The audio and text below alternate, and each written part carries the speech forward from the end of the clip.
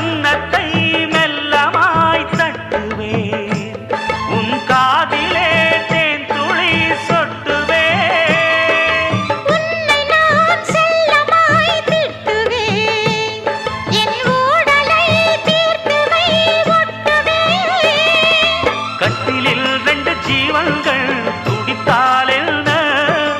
கடலே உன்னை சூரியன் குடித்தால் என்ன வாலிபம் கண்டு நீ உருகினாய்